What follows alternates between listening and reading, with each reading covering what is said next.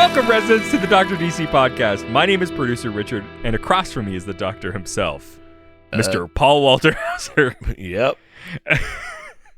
I just realized I don't have an impression. I can't do a Paul Walter Hauser You tried to before we got on, like... Well, did I? Yeah, you did. Yeah. Well, that was just the George Lucas voice. I don't know if that's why I went to the... I don't know. It's just schlubby guy voice. Yeah. Okay. It's me, Richard Jewell. I haven't seen the movie. But you know that famous line. Yeah. It's me, I Squid Gash. Come over here, Squid Gash.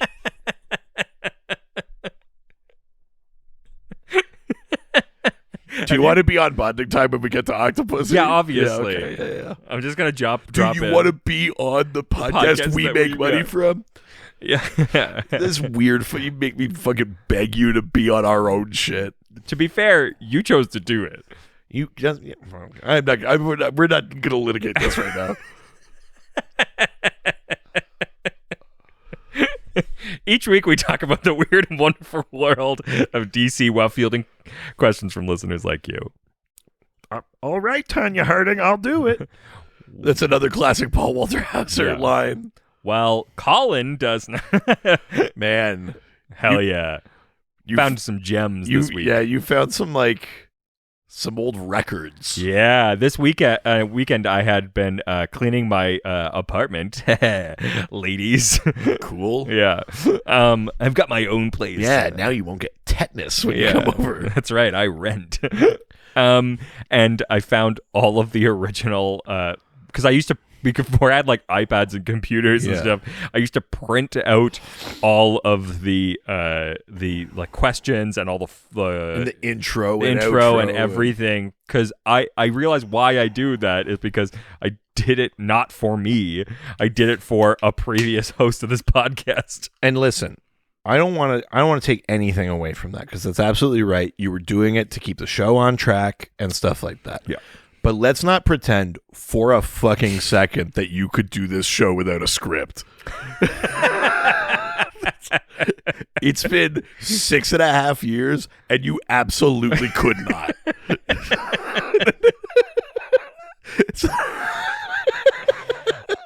I don't really read it word for word anymore. It's more of like I need the prompts. You say that.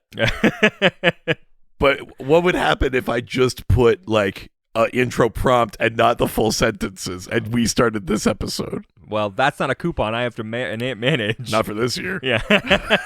Those are the coupons I give you next year. Yeah. Oh, we make coupons for each other? No, I think of way more heartfelt things than that. Listen, I put effort in. It made my wife mad. Yeah, that's how you know it was good. Yeah. Anyway. Let's not dwell on that for too long. Speaking of fuck ups, I had to give her a podcast. Yeah. A thing she really wants to do. Oh, yeah, especially for 25 weeks. Fucking incredible. I can tell already she's regretting it. Oh, yeah, because she was like, I'll watch these movies. Oh, I have to now talk about them every week. It's a lot. Yeah. This week, truly, this is what happened. The people that listen to it, you can probably hear the moment where it happens. We watched it, and then we lost, like, we didn't have a time to record until days later. Mm-hmm. So the movie gets a little fuzzy. And we were like 30 minutes in, and truly, the two of us just stopped talking for 2 minutes because we just couldn't remember what happened next. So that night, we watched the movie again, and then we recorded the rest of the episode the next day. And then I edited 2 parts together because we didn't start at the beginning again. We just like picked up. I like the idea that it's like, and then what happens is oh, trust me, when we come back, we're still as unsure. Good movie. Well, that was my ultimate point. Yeah. It's just poorly edited. It's a hard movie to track. It's easy to lose scenes because they don't follow in an order that really makes sense. Sure, yeah. And that's what I'm sticking with. Which Bond is this? That was Thunderball. Oh. Just came out. Is that the space one? No, that's Moonraker. Oh. We're weeks away from that. Oh, I'm so sorry. I'm not listening. Huh. Anyways, speaking of fuck-ups. Finish the fucking intro. We're talking about fuck ups. Oh, did you already finish the intro? Yeah. Oh, I thought we were still in that little No, interstitial. we're beyond that. Okay. I did it already. Each week we. Yeah, no, I already did it. Okay. I 1000% did it.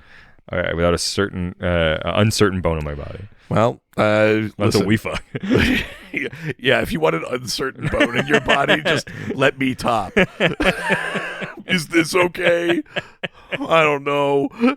I'm so uncertain about it. Is this hard or soft? It's kind of like one of those things full of like water or whatever that you can put your fingers The in. tube that keeps turning inside out. Yeah.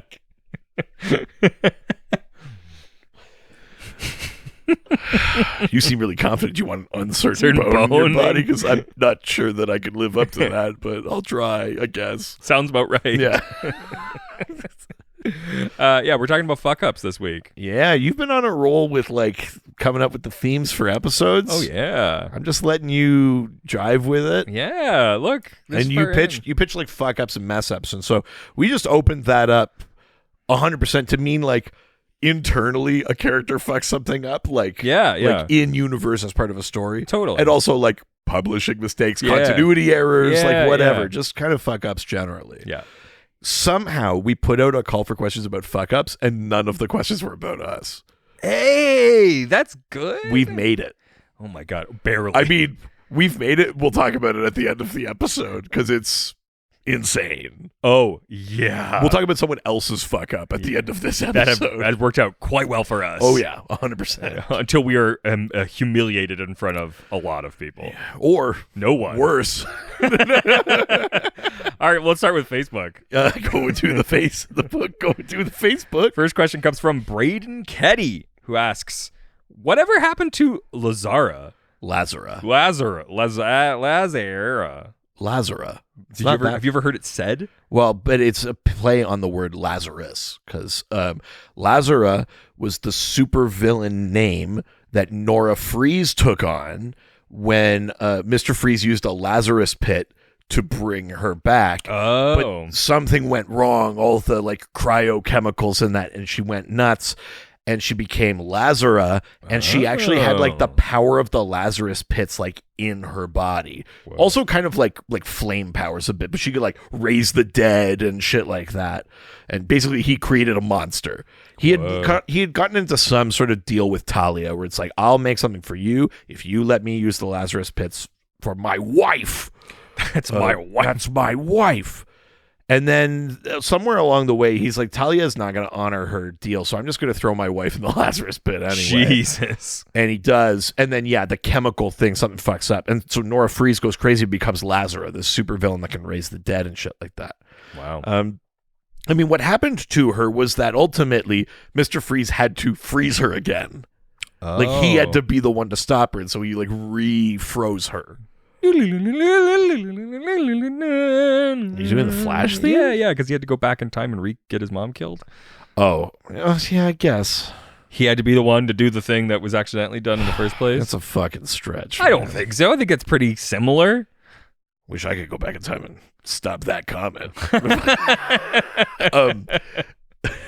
That's what creates the dock point. Oh my god.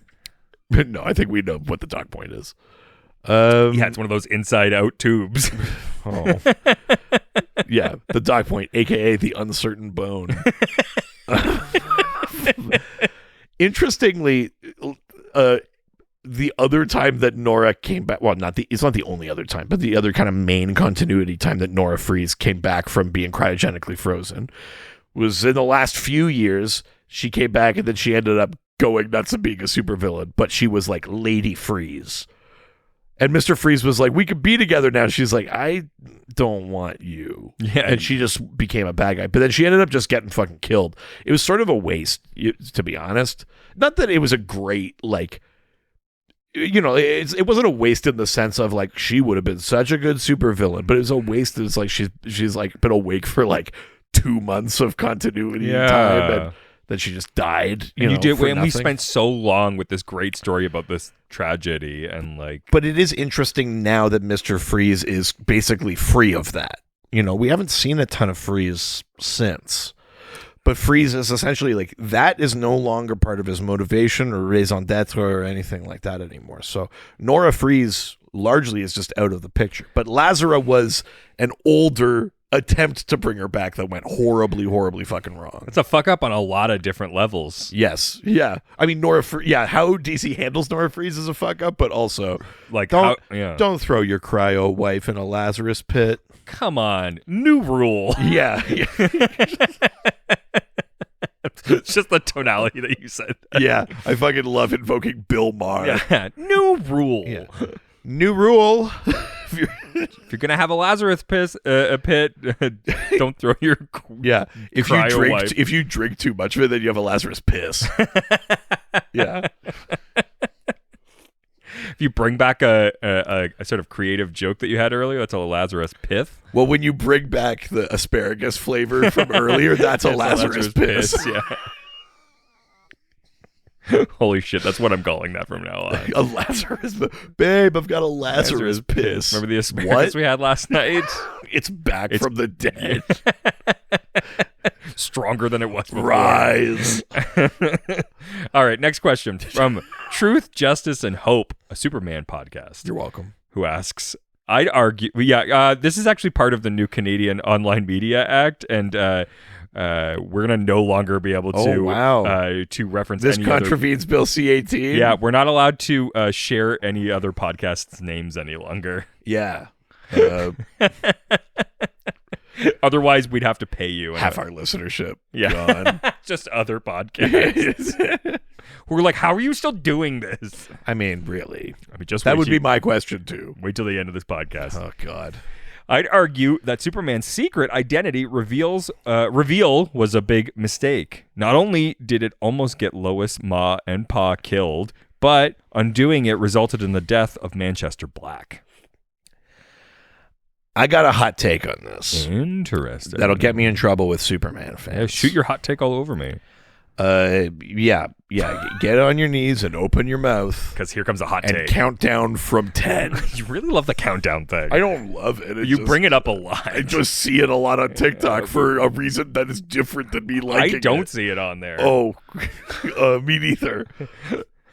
Ready, Mickey? The one that's haunted me the most. 3, 2. It wasn't Mickey. What was it?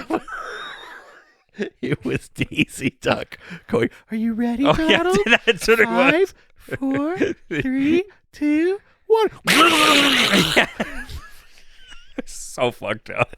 What's wrong I don't even remember why we did that. What's wrong with you? Here's my hot Superman take. I liked his identity going public. Not just like arbitrarily, but it felt like an evolution of the character. At the culmination of where this character has been and where he was going, and having, a fully grown John Kent as a son, also being Superman, and that it felt right. And or maybe John might not have been a full adult at that point, but at any rate, it felt right for him to do that. And I don't necessarily think the full repercussions of it were like explored all that fully, but I don't know. I liked it. I thought it was good. The argument that it put Lois and Ma and Pa Kent in danger. Like, yeah, when Mongol sent someone to attack, they attacked the farm. But the Justice League had also put a bunch of defenses and shit, and they made sure that everyone was fine. And also, it's not like Lois and Ma and Pa haven't been in danger before. Sure. I mean, to be honest, Lois has always been in danger because people mostly know her for knowing Superman. Sure. Like, she's never been in danger for knowing Clark. You know what I mean? Yeah, or rarely. I just don't. I don't mostly buy that argument much anymore. Certainly not for Superman, and certainly not in a world where Mr. Terrific and Batman and all these people are put tech into the Kent farm or whatever the shit is. You know what I mean? I just I don't really buy that. And then the other part of this, is that you say to undo it, we had to kill Manchester Black. A, it was the only way to undo it. It was inevitable. B, we had to undo it. I like that little story turn when they decided like we're actually going to undo that his identity's been revealed. How are we going to do that? Lex is going to do it out of some sort of like twisted kind of like, no, like you need this, I'm helping you. Sure. But he basically uses Manchester Black and hooks him up to this machine and uses his psychic abilities to make the world forget, and it kills Manchester Black. It fries his brain out. Mm-hmm. Like, that's a super dark thing, but it was like a great Luthor moment, a really interesting way to do that.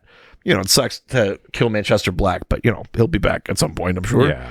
I don't know. I'm not saying I never liked Superman having a secret identity, because I obviously did, but after 80 years and the evolution of him as like a father and a parent and the evolution of his relationships to the team and all this kind of stuff, it just, I don't know, it felt right. Like, it didn't feel that arbitrary. It's not just doing it to do, like, I liked it. I don't know that I've ever heard a really good convincing argument why I shouldn't have liked that. Well, there you go. So I would argue that. Cool. Yeah. Yeah. Next question from Chicken Matty, Matthew Poulter. That's right. Who asks, what plot arc do you consider a complete mistake or would erase from continuity if you could? I'm sure everyone's got one that comes like first to mind. The one that comes first to mind for me is I can't even remember what the arc is called, but it's the one from the King Batman run where Booster Gold is like, as a wedding present, I went back in time and fucked up the timeline to show you a wonderful lifestyle, what the world would be if you weren't Batman. And that story I hate for a few reasons. One, it ignores and kind of undoes Booster's growth as a character. Yeah. Understanding and being like an actual guardian of time, you know? That's his whole arc in his own series and stuff like that. You know, the greatest hero you never heard of, all that kind of shit.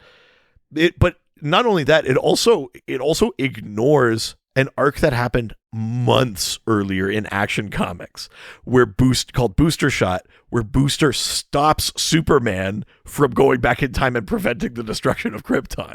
Oh, wow. Where Booster is doing his job, where he's like, Yeah. Superman, I get it, but like, you can't. Like, and then just a few months later, this is such a King thing. We've talked about this before with King. King has an idea for a story and he'll fucking wedge a character into it to make it work, you know? Yeah. And this is a great example of that, because in that continuity, in that era, we had established that Booster was responsible guardian of time, that he cared about that stuff. And so to have him do that Booster Shot arc with Superman and then just come to Batman and be like, oh, as a wedding gift, I fucked up time. It doesn't make any fucking sense. It's irresponsible. We just like we're only doing it for the interesting imagery of that arc and stuff, you know, like Booster being held captive in that timeline and all that kind of shit. But it doesn't actually make sense. It's not motivated by anything smart, you know, like none of it makes sense. And all of that was also just to lead Booster to Sanctuary for Heroes in Crisis and other King joints. Sure. It was just so that he would have a traumatic experience to get him to Sanctuary. Yeah. But it completely ignored his character. And it doesn't make sense, and it doesn't really help the propulsion of the King Batman run at all.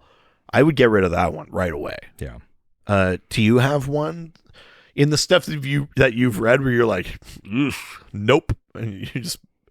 I mean, yeah, there's some Superman stuff that we've read that obviously is pretty bad. For Tomorrow? Yeah. I mean, For Tomorrow, I'd put it up on my list. Yeah. It's not on my list. Yeah. Amazon's Attack. Amazon's Attack, sure. What was it? The green the Green Arrow where he like has sex with like genetically engineered triplets. Oh, it's fuck. like Ann Nocenti. Oh, yeah. Is that New 52 Green Arrow? Yeah. I mean, basically, the New 52 Green Arrow, like pre Lemire Sorrentino, I would get rid of that.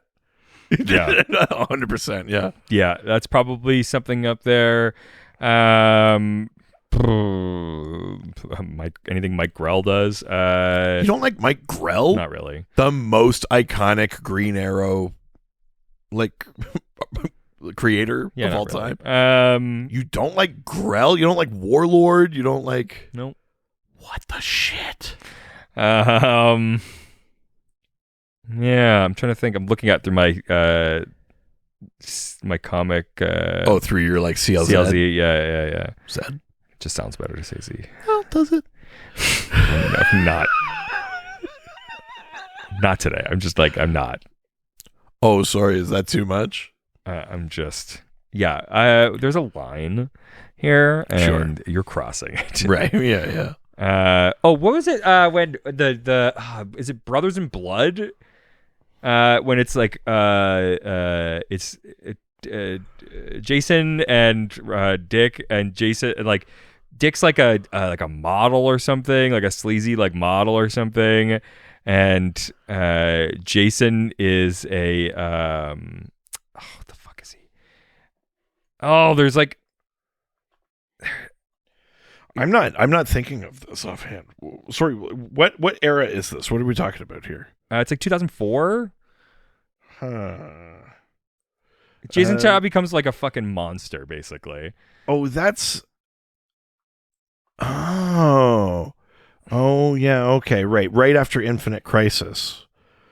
Yeah, I'm not sure that I could recall that from memory, but yeah, fair enough. Yeah, Jason turns into like a mutant tentacle monster. Oh, because Bloodhaven gets yeah destroyed by Chemo, right? Like it's all Yeah. connected to that shit, right? Yeah. Yeah, And then yeah. and then Dick works as like a male model. Cool. Yeah. That's cool, man. Yeah. And just like fucks a bunch. I mean, like, makes some like inappropriate comments about First Nations. Yeah. oh no, does he? Yeah. Oh yikes. Yeah, then get rid of that one. Then. Yeah. But yeah, otherwise, no, for the most part, maybe just that. There's always something. There's always an arc somewhere. I'm sure everyone's got theirs. That's like your first one in the chamber, like Absolutely. loaded, ready to go. All right, next question from Jamie Edmond, who asks, has DC ever truly fixed the multitude of continuity fuck-ups that spiraled out of Crisis on Infinite Earths? I would say that they recently have. I would say, I mean, the phrasing of this question is important. I would say pretty confidently anything that got fucked up by Crisis on Infinite Earths has basically been fixed now. Yeah. Because they undid Yeah. the Crisis on Infinite. The Infinite Earths are back, and they untangled the collective histories of everyone. So between Death Metal and Dark Crisis on Infinite Earths, both of those things mean that we can just smooth out all of the things. Like, there's no kind of hard, I mean, there is, but you can just kind of smooth it out, and people are aware that their histories have changed, and they go like, oh, you remember that time? And you go like, oh yeah, I think that got like changed or whatever. Like, you could write it off that way, which is a pretty simple little solution. Yeah. So I think it's probably safe to say yes. More specifically, what are some of the big things that Crisis did? It made Wonder Woman not a founding member of the Justice League. Insane. And so all of those adventures, because that was the thing with Crisis, is they weren't saying all those previous adventures didn't happen. They were just aligning them in a new timeline. But then they had to go back and be like, it was Black Canary. Anytime you saw Wonder Woman, it was Black Canary. Like, up to a certain point, right? They ended up fixing that. And they fixed that long ago. But Wonder Woman is, a founding member of the Justice League again. The big one, the Hawks, the Crisis happened, and then there was this Shadow War of Hawkman that introduced Qatar Hall, the Thanagarian, but then Hawk World introduced a different Qatar Hall that ignored Shadow War of Hawkman. Carter Hall was trapped with the JSA in a parallel, like, time bubble kind of thing. Sort of paradise dimension sort of thing. And the Hawks just got like totally fucked up. Like, part of it was that they were like, well, this thing is now set before this other thing, even though stuff in Shadow War of Hawkman was like more recent. Like, it was, they fucked it up so bad that they didn't touch the Hawks for like a decade. Which is crazy, because up to that point, the Hawks were so well defined in their continuity. I mean, relatively, they actually were. because there was Earth 2 Sure. with the Golden Age ones with your kind of Egyptian thing, and there was Earth 1. They were the Thanagarian cops. You damn Egypts.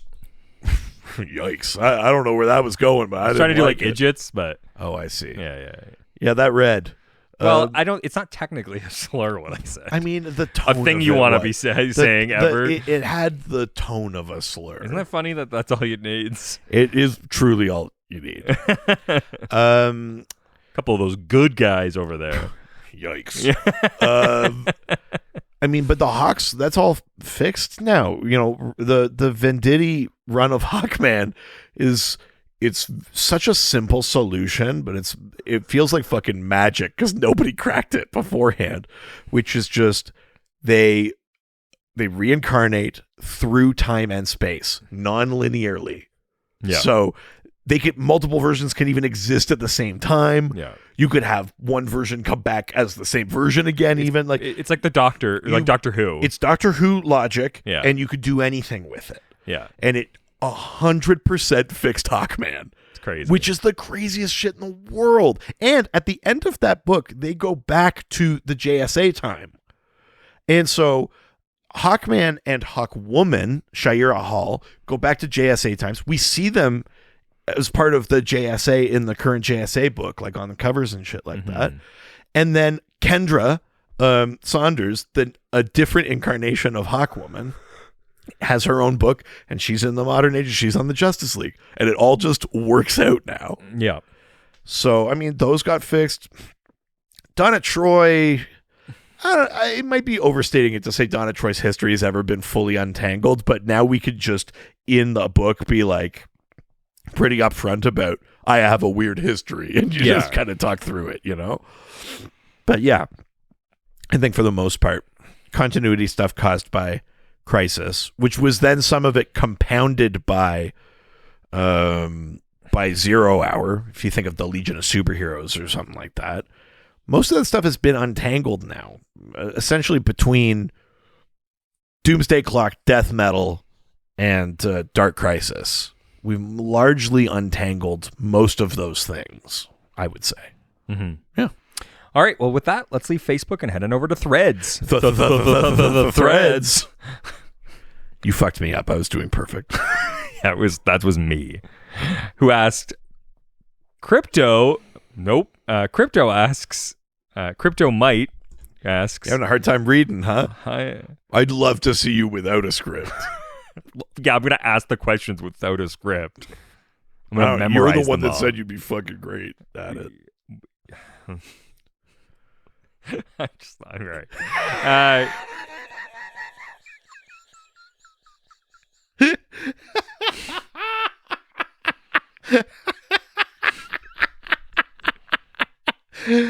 Oh, you're just mad because your bird on Colin spectacularly backfired. Yeah, let's get him back. Yeah, we need that energy. That fucking Brick pace. wall. Yeah. Crypto Might. You know when you're driving really fast and you go immediately to stop? Crypto Might asks, one of the biggest publication's mistakes has to be the constant push back of Doomsday Clock. If Doomsday Clock were to come out as planned, what ramifications do you think it would have had on the DC universe as we know it? Yeah, Doomsday Clock ends up being this weird thing. It is in continuity. But because it took so fucking long between issues, and it just kept the first couple came out on time, monthly, and then it was 2 months to the next one. It was well, the next one would be 3 months, and it's a fucking modern Jeff Johns is like this. You know, he's got too many irons in the fire between TV things, and for a bit he was working on movies and stuff too, and trying to write all these things, and he just couldn't accept not being at the center of a continuity thing, and the result was just, it's not, the book itself, I'd argue, is still very good. I really like Doomsday Clock. I think it's interesting. It's got a cool take on time. It was a relatively satisfying end to the tease of Manhattan and stuff from Rebirth or whatever, and pretty well executed. Didn't feel too horrible to use some of those Watchmen characters. Alan Moore disagrees, obviously, and as is his right. But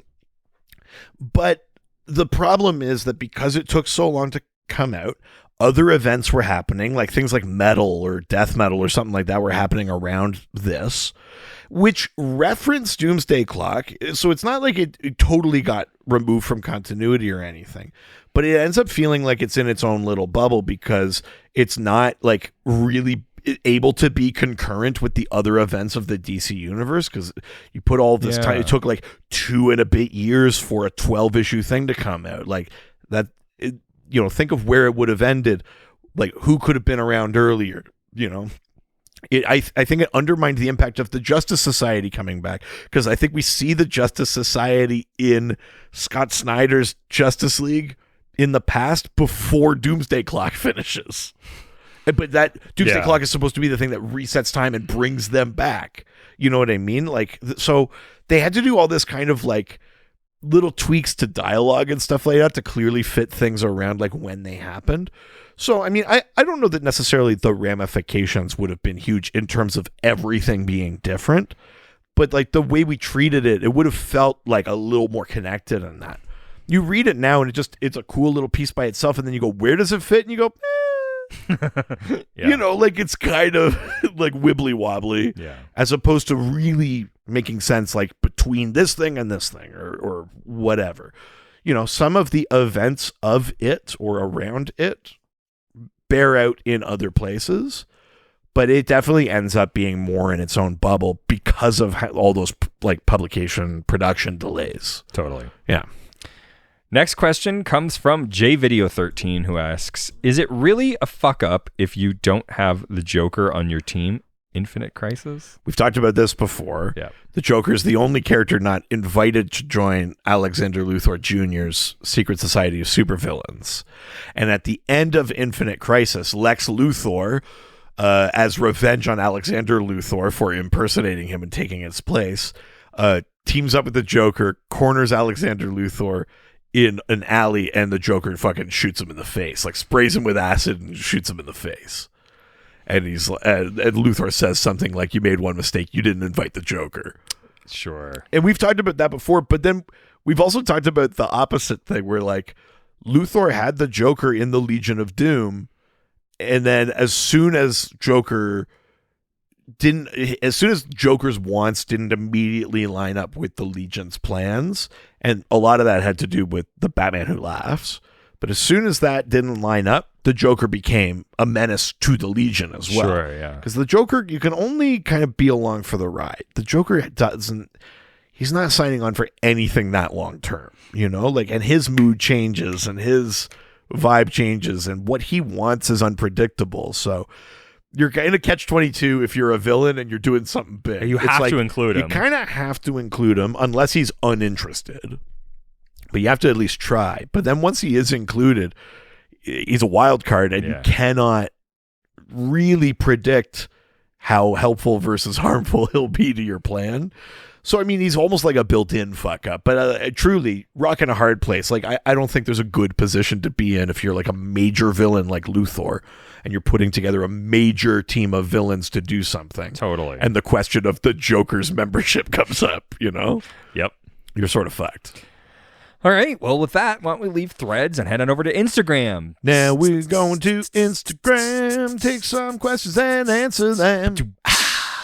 First question comes from Keegan Steedman, who asks, biggest continuity mistake I can think of is the whole 3 Jokers subplot in Darkseid War. What are your thoughts, and do you think this miniseries should be canon? So in Darkseid War, the Black Racer kills Darkseid, and in that moment, it disrupts like the barrier between like the realms of the gods and of mortals. And in that moment, a bunch of powers shift, and the Justice League end up in various positions of sort of new god power. Mm-hmm. Green Lantern basically gets like the powers of Light Ray and becomes the new god of light. Shazam gets his powers disrupted, and the Wizard cobbles together different patron deities to give him powers, and he ends up with some different powers. like from Hronmir and Zonus and stuff like that instead of his kind of regular batch. Batman ends up taking the Mobius chair from Metron, and the Mobius chair has like all of the knowledge of everything in the multiverse, basically. And Batman sits on the chair and he becomes the god of knowledge. And he asks the chair a direct question: what is the identity of the Joker? And the chair says, he goes like, what? That's not possible. And then he goes, the chair says, there are 3. And you go, what? 3 Jokers. And there's this big kind of dangling thread at the end of Darkseid War. And then Johns was off Justice League after that. And you're like, well, but what the fuck is that? Yeah. So then years later, because it takes for fucking ever with Johns, finally a 3-issue prestige format Black Label series comes out called Batman 3 Jokers, where we explore this idea that the Joker is not one person. There have been 3 of them. Mm-hmm. And the idea was like each Joker like makes another Joker, and they have different styles. It was sort of like a way to be like the difference between the Golden Age Joker versus like the Killing Joke Joker versus like the horror kind of Joker from the Snyder Capullo like New 52 era. Just try to explain that they're actually different people, but they all kind of buy into this chaos thing, and each Joker begets its next Joker or whatever. All of that kind of shit happens, and at the end of it, Batman's like, oh, I always knew who he was, and like knows the identity of the Joker. He knows where the Joker's like family is, like his wife and kid. What? It basically takes Killing Joke and goes like, yep, and then it wasn't that bad of a one bad day or whatever, and he's or some shit like that. Some of that stuff is still canon. That Black Label book is canon technically, so that to your question, do I think it should be? It is, although it's hard to tell from the artwork and stuff, like the style of the bat suit, like the it doesn't seem it, yeah, but it more or less is. It's half baked. The thread of it, like 3 Jokers, you go like, what? Yeah, it sounds like a bigger, and then it's a cooler like reveal than it is in actual. And then like, as soon as you have to start like making it work or explaining it, like 3 Jokers is such a boring fucking book. Yeah, and it's just like it's to no avail. They 2 of them end up dead at the end of it. You just have 1 Joker left, or and you go like, all right, yeah, cool, and that's it. And it just doesn't mean much of anything. So, I don't know. I don't like that as particularly. I think we could mostly ignore it that it ever happened, but it is technically canon, though. Wow. Yeah. All right. Next, we go to Pyrebird.cos, who asks, in your opinion, what is the most ridiculous way DC writers have covered up a continuity error? Oh.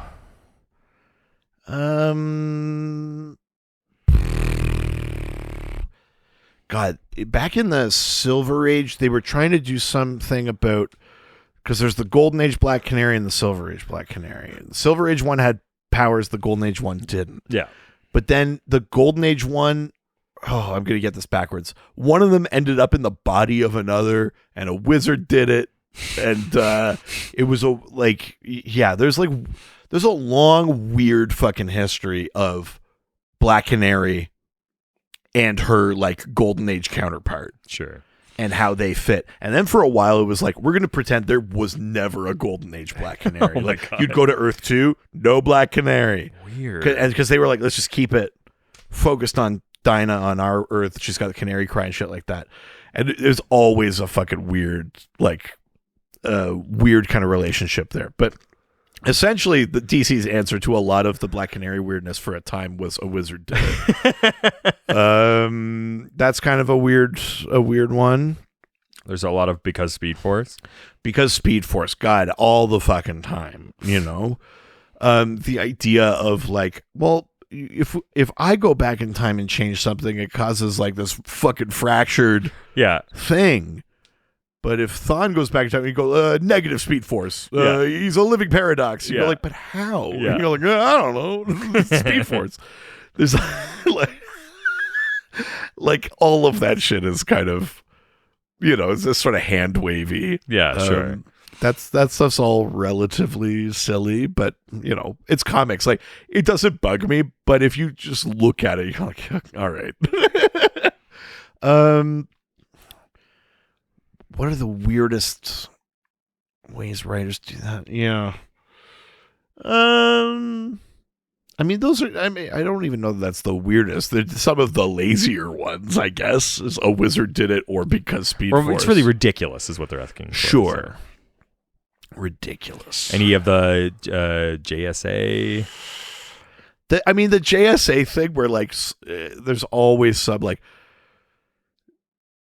At this point, I think in like Justice Society of America 5, which only came out not that long ago, I think there's even a line that says all those fucking JSAers have had so many battles with like time villains that none of them are the right age. Sure. Yeah. we just kind of go like hands in the air, like Alan and Jay. Like Jay seems older than Alan, even though they're meant to be roughly the same age. Starman is ancient and died. Yeah. Even though he was also the same age at one point. Wildcat seems younger than Jay, but he's, like, they all kind of have these fucking histories. And basically we just write it off as like, they fight a lot of time villains. Sure. Between Extant and Per Degaton and whatever. Sure. Like, Vandal Savage is immortal. Between all these different things. And there's magic. They got Dr. Fate and the Spectre. Magic comes up all the time. You go, well, I don't know. They're whatever age we want them to be. That's a pretty ridiculous hand-wavy kind of thing, too. Yeah, absolutely. Totally. All right. Well, let's move on to the next question from Dem Jinkies, who asks, what was the in-canon reason Batman built the Brother Eye program anyway? It seemed a bit overboard and out of character, even for Batman, to build such an OP AI and satellite program. Okay, so Brother Eye is originally in like the Bronze Age. That is a satellite that assists OMAC. You've got those old Kirby issues of OMAC or whatever, and it downloads the powers to OMAC, one-man army corps. Yes. Then that wasn't really continuity anymore, or it was loosely continuity or whatever. In the lead up to Infinite Crisis, one of the things is that Batman had created this satellite called Brother Eye, and he was using it to monitor and study all of the metahumans on Earth, to find their weaknesses, to find their identities, to do all of these things, and to be ready to deploy countermeasures kind of thing. Yeah. What ends up happening is the satellite gains sentience and goes rogue, with thanks to Maxwell Lord and stuff like that, and it deploys these things called OMACs that are these kind of like nanobot, kind of Borg sort of things that take people over, and like sentinels go around hunting metahumans. So, we're riffing on a few different ideas, but that happens, and it's essentially Batman's fault. Now, why did Batman do it is the first question. So before that is the book called Identity Crisis, which we mostly remember for its horrible treatment of Sue Dibney, who gets sexually assaulted by Dr. Light and stuff like that. But the core premise of Identity Crisis is actually that some of the heroes in the Justice League had started mind-wiping villains. They started not only wiping their memories, but altering their personalities. That's how we explain why Dr. Light became such an ineffectual villain. The Teen Titans would like fucking bowl him over for nothing, right? And it's because they made him, quote, less dangerous. Zatanna went in with magic and like magic lobotomized him, basically. In that story, as we learn that this has been a big kind of conspiracy, a big sort of cover-up thing, we see that in a moment where they were doing that, Batman caught them, and they did it to Batman. They wiped Batman's memory of it. And when Batman realizes this, he realizes he can't even trust himself, his own memories, his own mind, stuff like that. And it leads him to make Brother Eye. Wow. Because he doesn't trust. Like, they break Batman's trust, which is like the easiest thing in the world to break. Yes. It's like, here, hold on to this like very thin, fragile piece of glass. Yeah. Whoops. And so that's what leads him to do it. But you're right. It's way too insane of a program for Batman to come up with. The other piece of it is Batman made a satellite with a computer system and stuff like that. It was given sentience by Alexander Luthor Jr. as part of his big plot in Infinite Crisis. Oh. So something pushed Brother Eye, Brother Eye got pushed over the edge. What Batman designed isn't fully what attacked the heroes in Project OMAC. It was spurred on. Now, Batman set it up so it didn't take much, because its initial programming is all like, I don't trust metahumans, find out everything you can, blah, blah, blah, blah, blah. So, it's a very short drive to Crazy Town, but that wasn't, strictly speaking, all Batman. Sure. There was other factors that led to Brother Eye and the OMACs and the propagation of this sort of anti-metahuman like army. Mm-hmm. So it's a combination of things that made that happen. But yeah, I mean, ultimately, essentially, that's a Batman fuck up. Like, if that wasn't in the sky, no one could have done that with it. And totally, like, oops, sorry. Yeah, yeah. Oops, all a Brother Eye. Yeah. Oops, all no trust. Yeah. All right. Next question. Comes from Ben Force Stewart. Lock the door if you're coming in. Me. Actually, leave it unlocked. Yeah, I like to keep things interesting. Yeah, let's keep it risky. All right. Ben's question. You found my F spot, my forest. You found forest. A lot of people think men can't find Forrester. I actually don't think Forrester even exists. I think it's a myth. Yeah. No woman I've ever been with has found Forrester. Ben asks, the Joker's boner. Huge mistake not to bring that back, right? So what he's referring to, it's like a Golden Age or Silver Age. It's very like iconic. Panel, yes. Where he goes, make fun of my boner, will they? Yeah, but which is like a mistake. But the term boner meant mistake. It's one of those classic things where the slang of one era does not translate to another. Yeah. I can't remember what the Joker's boner was, though. It might have had it was a Jack in a Box. I feel like I think I'm confusing things. Someone will correct me, but I feel it was like he promised to kill someone at a certain time and Batman thwarted it or something. And so the person didn't die at that time and it was known. Sure. And he goes, bring up my boner, will you? Or what? Which is just funny.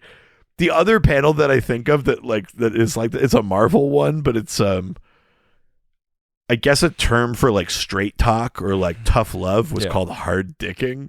He's like, looks like you need some hard dicking from Iron Man. It's like, ooh, Mr. Stark. I like that. But yeah, that's what Joker's boner is. Okay. Yeah. It's just a mistake. It's so funny. Yeah. All right. Next question from Max Nopo. It's not a mistake to me, Mr. J. You can check in my box. Jesus. Max Nopo asks, do you think Identity Crisis and all its related impacts on continuity was a mistake? Was Identity Crisis a mistake? I mean, generally, no. Okay. A few things were done very poorly, handled very poorly. And a couple of elements of it were a mistake. Like, why we had to have Sue Dibney be sexually assaulted for the story. I mean, you versus any other thing to happen, and then the story just proceeds the way it was. Be like, wow, this person's really dangerous. Should we magic lobotomize them? And you just keep going. Because I think that core idea of like some heroes were willing to go further and a little into the gray and the other ones weren't. And it becomes this thing, like this secret they have to keep, this thing that eats away at them, this thing that erodes trust between the heroes. Like, those are interesting story things to pursue. I don't necessarily think that's a mistake. I think it's absolutely I know why they did it, but I think it's absolutely a miscalculation to take one of the most beloved characters, like one of the most beloved couples in DC, and put them through that shit. Yeah. That's fucked up. And then to double down on it, the ultimate villain of it was like another woman going crazy for love, and it was just an accident, and this person died and had her body torched and shit for no reason, is like, that's a mistake, I think. I mean, not a mistake like oh shit, I had no idea what I was writing, but like a miscalculation, a poor choice. But that kind of central idea of, what do we do to keep ourselves safe, to keep our families safe? What is the line? At what point do we compromise our morals for some sense of security or something like that? That's interesting story potential. I don't think it's a mistake to try to weigh into that, but the manner in which they do that, the mechanism through which they discuss that is like, oof, these are the choices you made. Yeah. Like, fucking yikes. But like all that shit with Batman that spins out of it, that's interesting stuff. Mm-hmm. I like that stuff. You make lemonade with lemons. So some of the like Ralph Dibny stuff in 52 is very interesting. The ghost detective thing is very fun, but I would much rather have them be alive and not ghost detectives. Well, yeah. And you know what I mean? So there's some stuff that comes out of it that ends up being kind of good or interesting anyway, but that's like saying, well, we wouldn't have gotten Oracle if we didn't cripple Barbara Gordon. It's like, that's true, but you could. That's just making lemonade out of lemons. Yes. And it happened to be great lemonade. Yeah, but it's like, in an ideal world, we're not just crippling characters for no reason Yes. or whatever. You know what I mean? Totally. All right. Last question from Instagram comes from Robbie's Just This Guy, who asks, Superman is such a paragon. What is his biggest oopsie daisy? Whoopsie doopsie. Whoopsie doopsie. Oh man. What's Superman's biggest whoopsie doopsie? That's interesting. What's the biggest kind of mistake Superman has made? Gonna you, Man of Tomorrow. Oof. Yeah, I guess trying to use the Phantom Zone to make a paradise dimension is up there. Yeah. Making 200,000 people fucking disappear. That's a pretty big whoopsie doopsie. Yeah. Not a great one. Not a bad one to throw out. Yeah. I don't know that. I mean, it's less of a whoopsie and more of a doopsie, and more of like a Jesus. Yeah. But him cramming the soul of his one robot into that dead robot's corpse to get Luthor off of a criminal charge on an alien planet. Yeah, that was a pretty fucking nuts thing to do. Yeah. I think it's a mistake in that it's deeply unethical. Yeah. That's a pretty big one. Yeah. But has he ever like made a mistake? I mean, he pissed off Lois, sent her to Europe with her mom. Oh yeah. Yeah, that's a weird one too. I mean, Superman has made mistakes, but I'm trying to think like what's like a big. I mean, the For Tomorrow one is an enormous miscalculation. Yes. You know what I mean? A big mistake. I mean, he was such an asshole in that one period. So I mean, there's lots of. Well, yeah, the Silver Age Superman's really a dick. So you could probably throw a lot out there. Yeah, not wifing Lois sooner. Yeah, huge one. Yeah, Lois Lane, Vavavoom. Absolutely.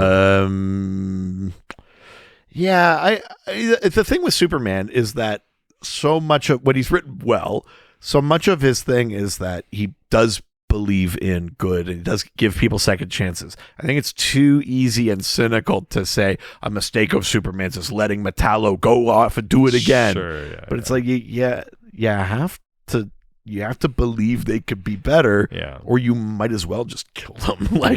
So if you don't believe in that, then you must offer some shot at redemption. You could temper it, you could be cautious, you could do whatever you could, but like you kind of have. That's the trade-off. That's what you got to do to be kind of functioning in that philosophy. So, yeah, I like your For Tomorrow answer. I think that's his biggest fuck up.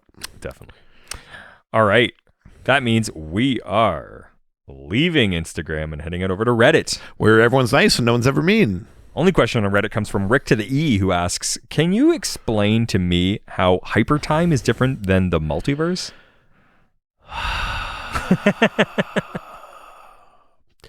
So, our most recent definition of these well, okay, first, First, I'll give you the sort of intuitive thing that we've worked off for a very long time, I would say. The multiverse is made up of definitive parallel Earths that have totally separate kind of histories, but also just arcs. Like on Earth 3, good will not win.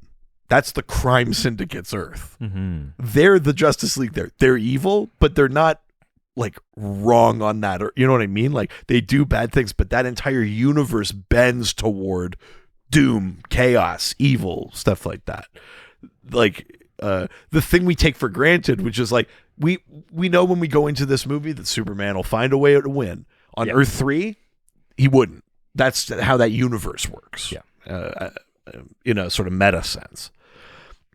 That's the multiverse. Parallel Earths, each with their own kind of histories. Some are close, some are different, and they're distinct dimensions, separated by vibrational frequency. Hypertime is more like I think the metaphor used to be that it's like a river. And as the river's all moving in one direction, it's one flow of time. And every once in a while, something branches off and it probably folds back in. Or something branches off in a bigger way and it becomes a more significant thing. And maybe the other piece flows back in. So hypertime are just these little kind of drifts in the timeline or in the flowing of history within a universe. Okay. So an example is we know the difference between Earth 10, the Nazis take over the world. Superman lands in, the Sudetenland or whatever. And Prime Earth, our normal continuity. Those are separate Earths. Yeah. But then on our Earth, there's, there's like a history where Flash does a thing and then he goes back in time 3 minutes and he changes that and it changes. We don't get a whole other Earth out of that. But that's hypertime. There's now a kind of branch timeline where he didn't go back in time and do that thing, but because the overwhelming trajectory of time follows the adjustment he made, that becomes time. So those little derivations in time are hypertime. That's the sort of general working definition I think that we've been reading with and working on for a while. The most current definitive definition of the difference between the multiverse and hypertime comes from Flashpoint Beyond, where they describe that the multiverse is I'm going to fuck up the terminology here. The multiverse is like narratively driven. It's like about story beats. It's about like history, lore, knowledge, things like that. Whereas hypertime is about emotion, like it's a feeling, right? So it's like in the way that we think, like, man, that run had a vibe to it, and like that's hypertime. We miss that vibe, and you kind of lurch back to it or whatever. So very like that's way less tangible, yes, but it's essentially along those lines. I would recommend you go and read Flashpoint Beyond because they do talk about it a bit. But that's more or less the difference between hypertime and the multiverse. It used to be, though, when there was no multiverse and they wanted to tell an alternate Earth story, you'd call it hypertime. Because there were no longer parallel Earths after Crisis. Oh, wow. But in hypertime somewhere is a world where this thing happens. Sure. But now they both exist, and so we have to kind of have these weird fluid definitions of what one is or what the other is.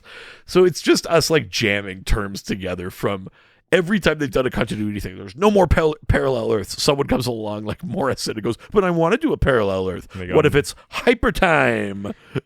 Well, you're Morrison. Like, fine. Yeah. You know what I mean? So it's like, it's always just adjusting after an adjustment kind of thing, Yeah. All right. I mean, that's kind of what hypertime is. Essentially. Yeah. Let's leave Reddit and head on you. over. Fuck yeah.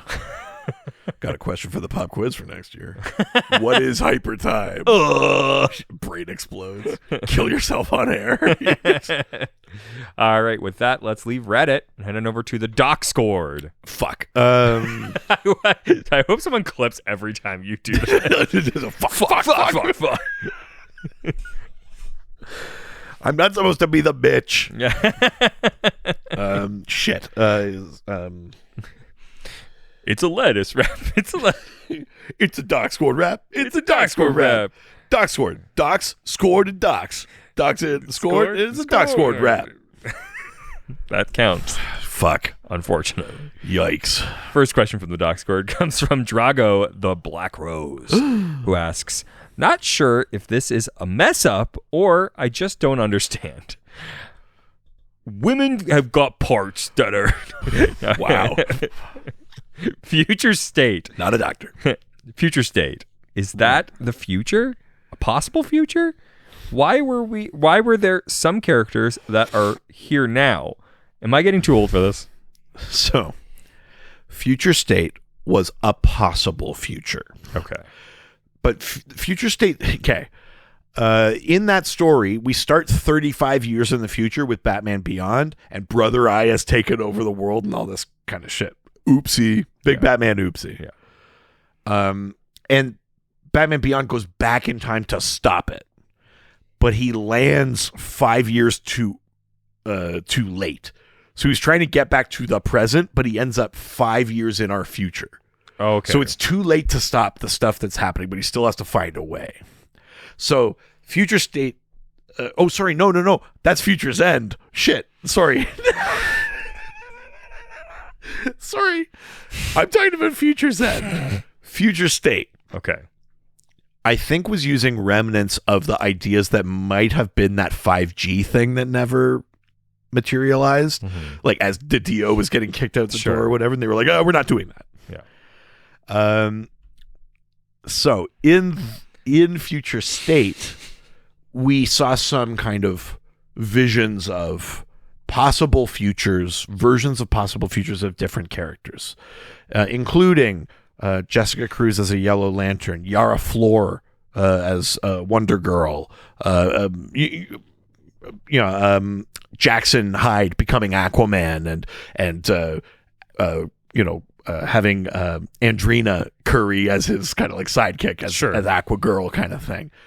We got to see glimpses of all of those things. And then over the course of the next year, you saw some versions of some of those things happen or start down that path. Andrina is still a kid. She's not a teenager like we saw in Future State Aquaman. Sure. And Jackson isn't like a grizzled, like 40-year-old kind of thing. Sure. But they're on the path now. Yeah. Jackson did get to become Aquaman, but he's young. Yeah. And Andrina is born and she's a little kid and stuff like that. The Aqua family has kind of coalesced and stuff like that. So we know at some point a thing like that might happen. But in general, all those future state stories are possible futures. Even the Green Lantern one, where we saw some specifics come to pass in the Green Lantern book, like Jessica Cruz becoming a Yellow Lantern and stuff like that.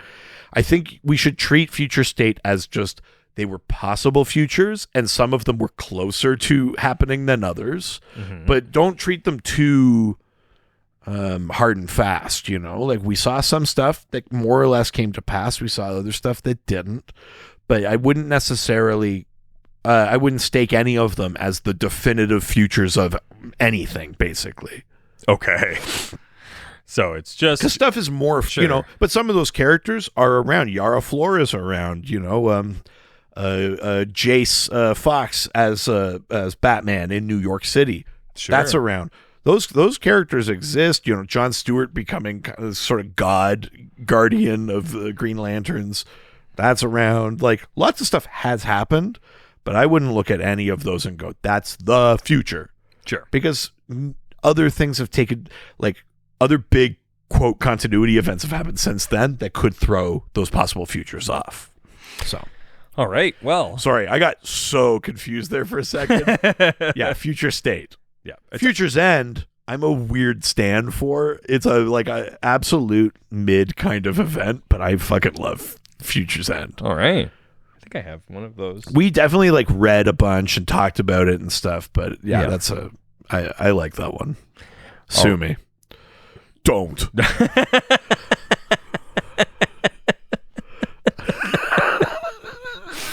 That was great.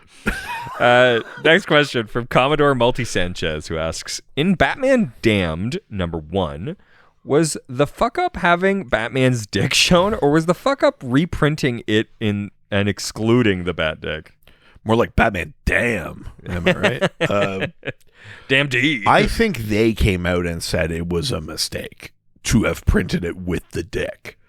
But that felt like a cover. Yeah. I think they printed it with the dick. A couple of people got mad. They were like, but it's a Black Label book. And they were like, oh, penis. Yeah. And so then they reprinted it all obscured or whatever.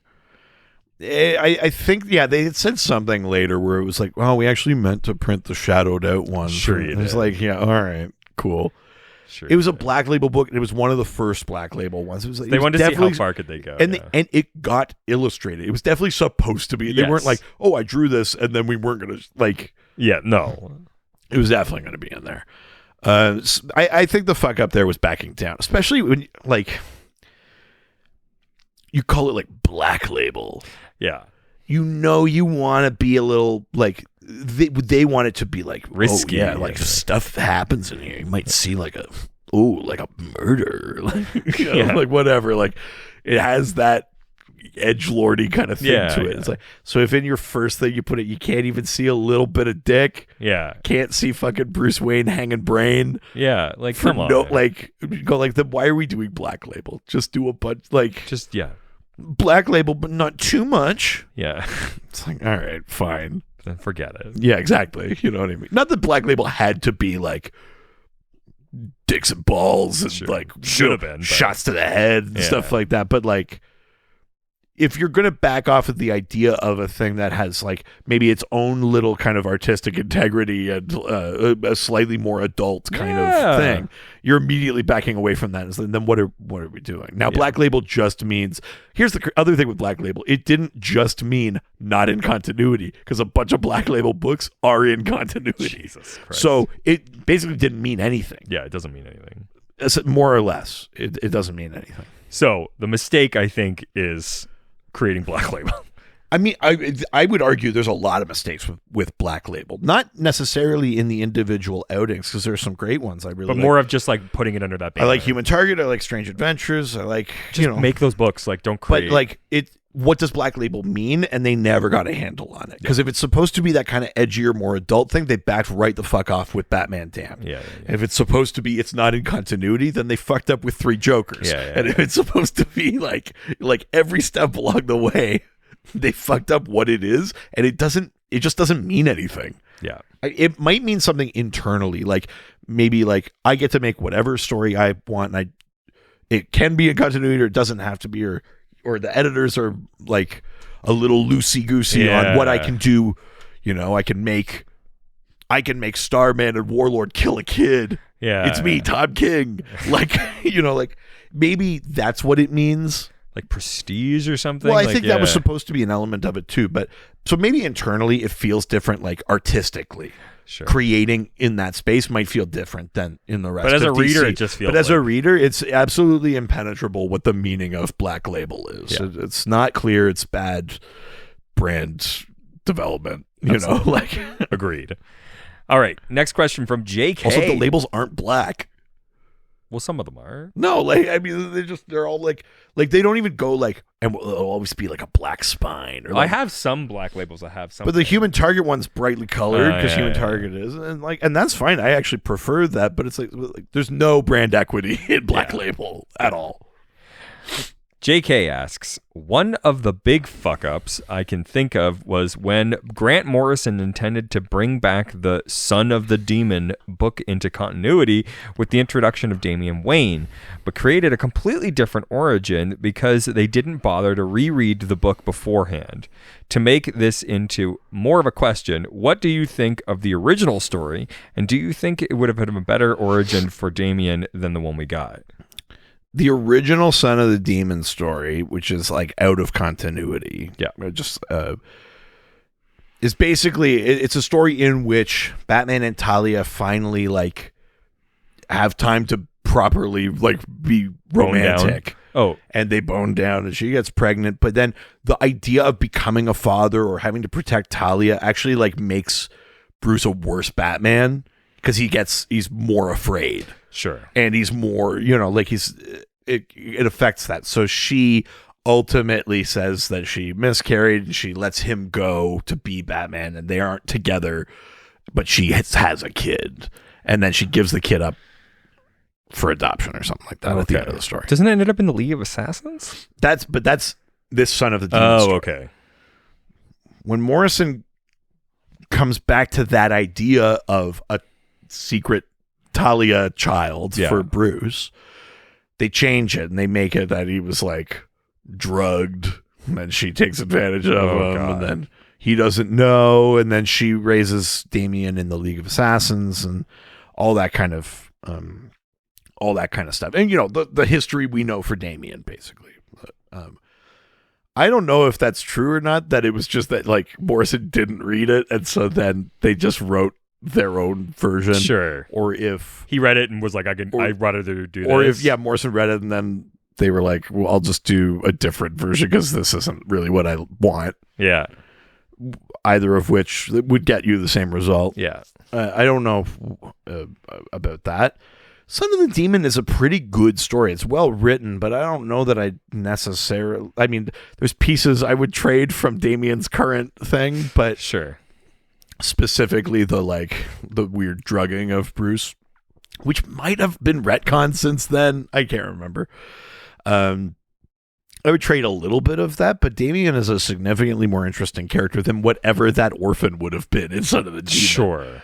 Because Talia just leaves him at an orphanage. He just grows up as like a kid somewhere. Sure. The whole thing with Damien is that he has this stern, kind of like aggressive, hardline, murderous upbringing. Yeah. And Batman, of all people, has to be the one to soften this character. Yeah. And be a father. And it totally inverts especially when Dick was Batman too, it totally inverts the Batman and Robin dynamic. Yeah. But even with Bruce and Damien have such a weird, contentious thing because Bruce is such a fucking control freak and Damien can't admit when he's wrong and, all of that kind of shit.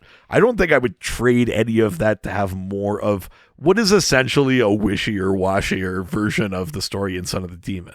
Son of the Demon works in a bubble.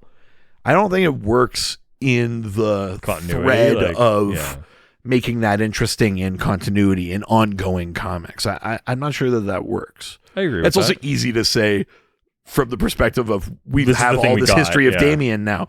It's really hard to envision a different version of that, but that's where we're at. The pitch sounds cooler, at least for the version we got.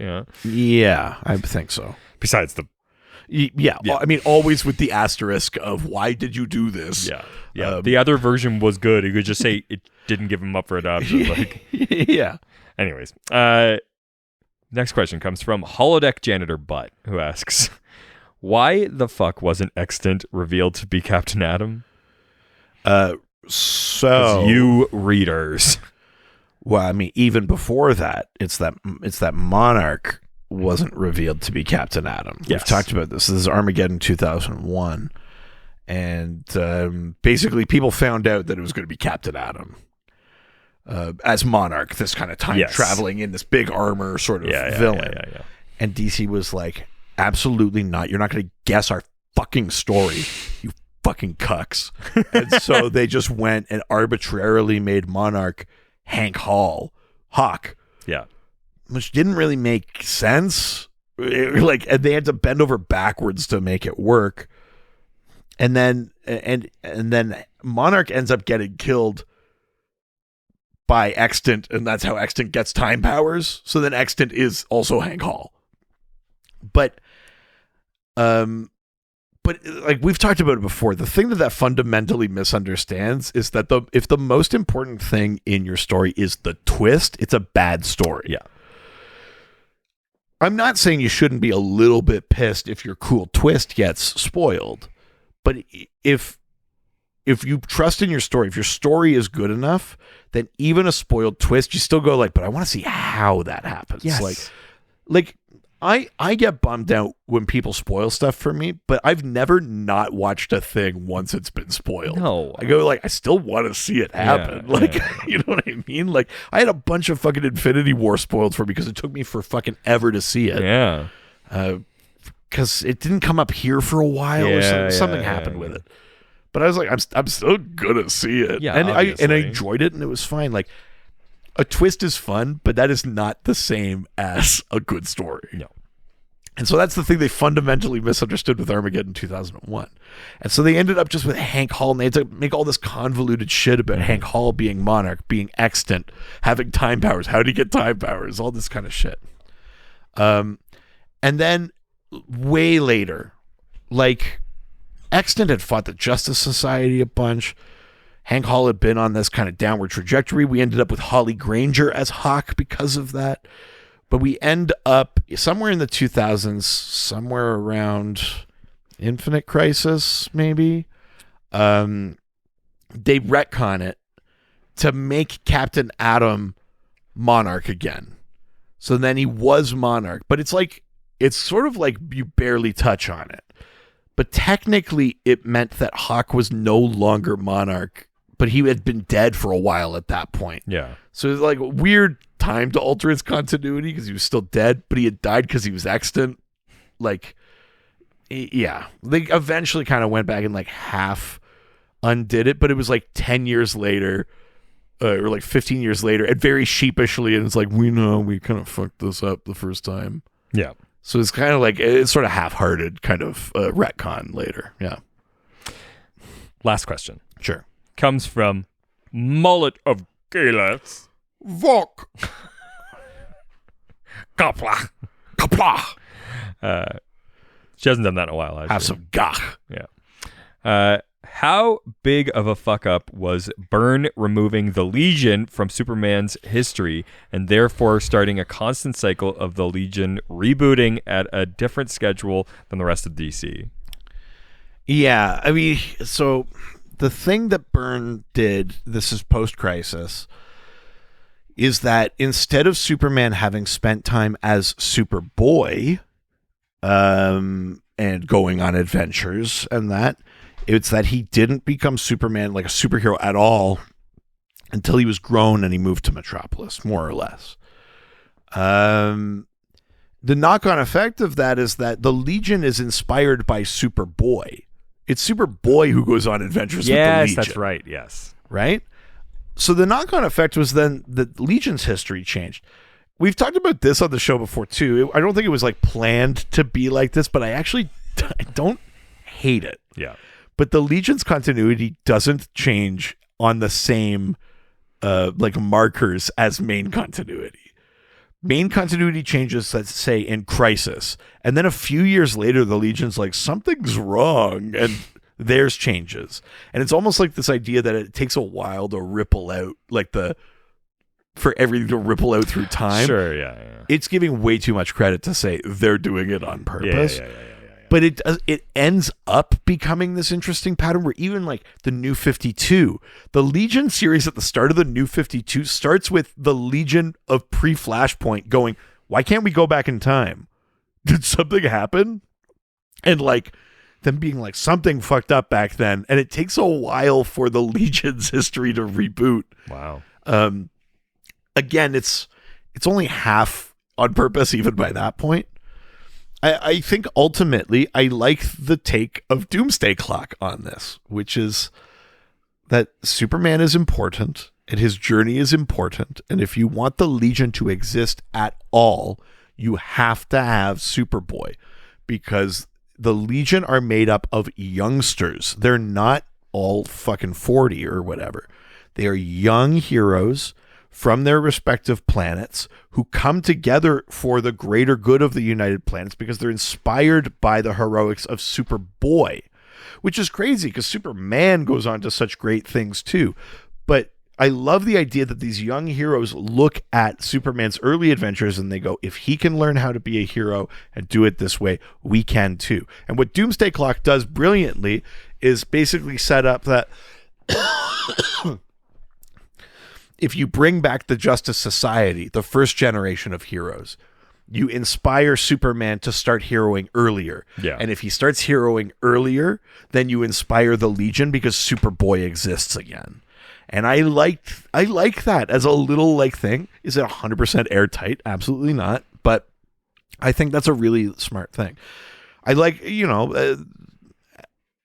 I think a lot of it came from, we need to make this a character that works in the modern age, and Superboy is too silly of an idea. Totally. but it's not. And they just turned around and made a different Superboy that was a clone or whatever. But like, as the less ashamed we are of these things and the more we just embrace the weirdness of these continuities, and we have these events that are like, it happened. All the shit you're talking about, it happened. The more we do that, the more fun we can have with it. I mean, the Legion has posed so many problems in terms of like just finding like a formula that works in that. It's never worked better than with Superboy. So Byrne essentially more or less fucked up the Legion. Somewhat indirectly, but like, sure, you know, yeah. But is it a big fuck up? it's a pretty big fuck up. Yeah. It's a pretty big fuck up because that's a whole era of the DC timeline.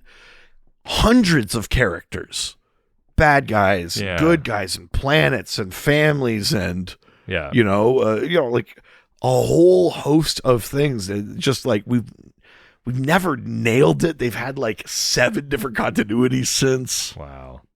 And it, you know, starts there. Wow. I don't know how much you could put that specifically on Byrne, because really the problem is Crisis.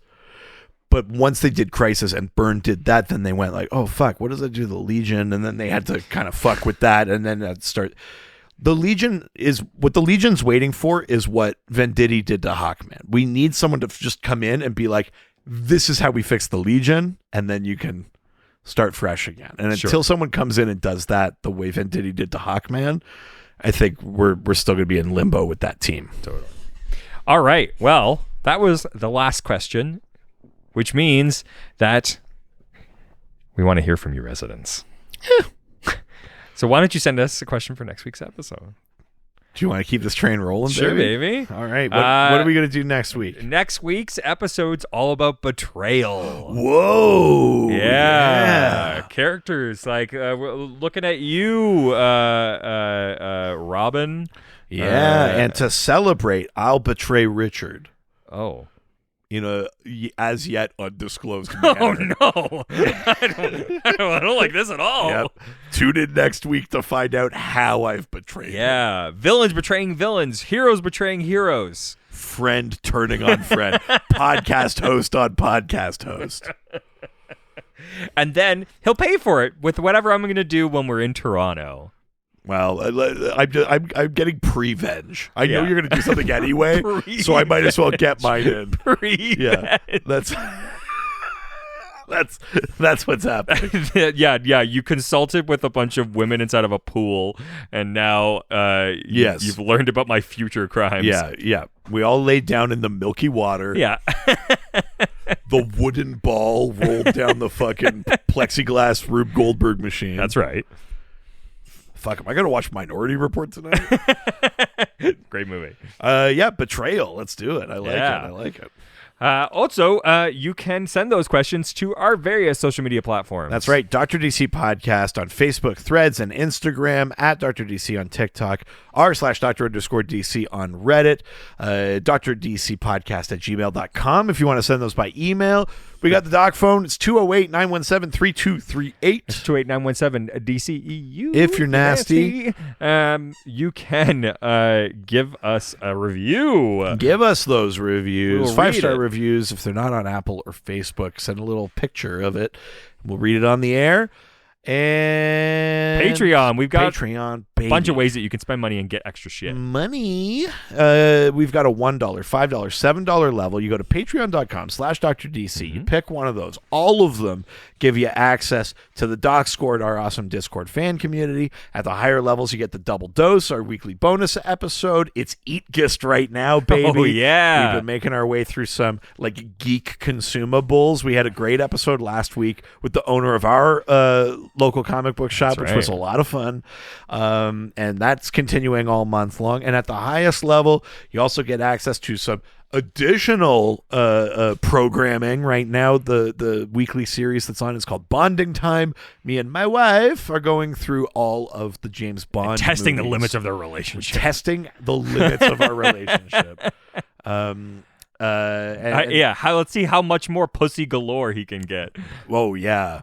Drowning in it. I'm going to go thunder balls deep. Come here, Squid Guy. Yeah. But also, the Toretto Talks was the series I did with my sister. And also at the that highest level, there's theme polls, all sorts of fun stuff that helps to support us. Does this mean that the third miniseries you do is going to be with one of your parents? Well, I was thinking that. I haven't talked to them about it, but I was thinking of rewatching all the Star Trek films. Oh, sure. With my dad. Oh, that'll be fun. With Dr. DCC. Then maybe I'll do something with your mom.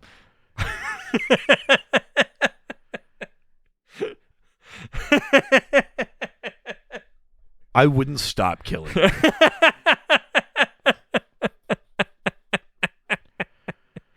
I would keep an AED on hand to bring you back and kill you again. That's right. Every time you think you're in the warm embrace of the light, I'll rip you back to the mortal realm. Yeah, call me Lazarus. Oh, yeah, baby. All right. Well, if you want even more of our content beyond what you can get on Patreon, you can subscribe to our whole other podcast. Ghostfacers, a Supernatural rewatch. We're talking CW Supernatural. We're going through every single episode. We're almost done season 7 at this point. That's right. Which is wild. We talk about real world monster lore, behind the scenes stuff about the show. It's all sorts of fun. Speaking of we said we had something to talk about. Yeah. A fuck up of someone else's. That's you could right. argue. Yeah. We were offered the opportunity for both Dr. DC and Ghostfacers to do 2 separate live recordings of our podcast in front of an audience. Do you think they have included that we're the hosts of both? Well, they reached out to us for both. It just seems weird. But yeah, so we're going to be at Fan Expo in Toronto from the 25th to the 27th of August. Yep. We'll be hanging out at the Canadian Podcast Awards booth. We'll be around. You can come say hi. Come and meet us if you're in the area. But on Friday, August 25th, in the morning, we're doing a live episode of the Dr. DC podcast at Fan Expo. Yep. Sanctioned, we're not just in a hallway. No. We get our own room. We're doing an actual thing, and then on Saturday, also in the morning, but close to noon, which feels like too big of a time slot, we're doing a live episode of Ghostfacers. Should we do a power hour? We only have 45 minutes. Should we do a power 45 minutes? Oh yeah. But yeah, so we're doing live shows. So if you're in the Toronto area, or you can get to the Toronto area easily, and you want to come see a live show and you want to come meet us, come to Fan Expo. And if you can't get there, make a friend in Toronto and force them to come. That's right. You make them by come. hook or by crook. You make them come. Yeah, by force. Yeah, to Fan Expo. Do you realize that you're going to be placing yourself as an expert in DC comics in front of a bunch of Comic-Con nerds? They're all gonna get Bruno'd so hard. They're gonna be like, the fuck? These guys are just funny. Damn it. Yeah, we should really make it something like it's Dr. DC podcast. Learn about comics. Yeah. Everything you ever need to know about DC. Might come up. Yeah. Yeah. You know that chaos is going to reign in this event. Crazy. What do I have planned? We have planned? What do I have planned? Truly, no idea. Is anyone going to come? We don't know. Yeah, because we've got a few fans in Toronto, but... most of our fans are in the States, so it's true. I'm getting so fucking no, it's gonna be good. It's gonna be good. Yeah. It'll be whoever's waiting for the next podcast. Yeah, there's actually a thing happening in 30 minutes, and I just wanted to get a good seat. Yeah. All of the ask me about Snowflame. Yeah, ask me about Snowflame. It's all juice boxes gonna be their fans. At any rate, it's fucking happening somehow. Yep. Somehow we are so goddamn big for our britches. It's getting to the point. I mean, next is San Diego. Oh yeah, it'd be like Hall H. Yeah. It's just us and 4 people that came to see us. Yeah. We're talking about Come Man. When we talk about phase 5 of the Dr. DC podcast. Glug, glug, glug, glug, glug. Yeah. 6-episode limited series from the front lines of Mariupol. It's Ukrainian Popeye. I used to be joke, but then the Russians, they came upon us. So now I come upon them. Glug, glug, glug, glug, glug, glug. The screen goes black and you just hear glug, glug, glug, glug, glug, glug. Like, oh shit, was that Ukrainian Popeye? With special guest, Schnickety Schnickety. Oh my god. Yeah, we're starting the Dr. DC cinematic universe. The Jizmatic universe. Come see us at Fan Expo. That's it for this week. Adios. Ciao, ciao. They always fight for what is right. Live with danger and adventure. They are men of might. This was a Brain Freeze podcast.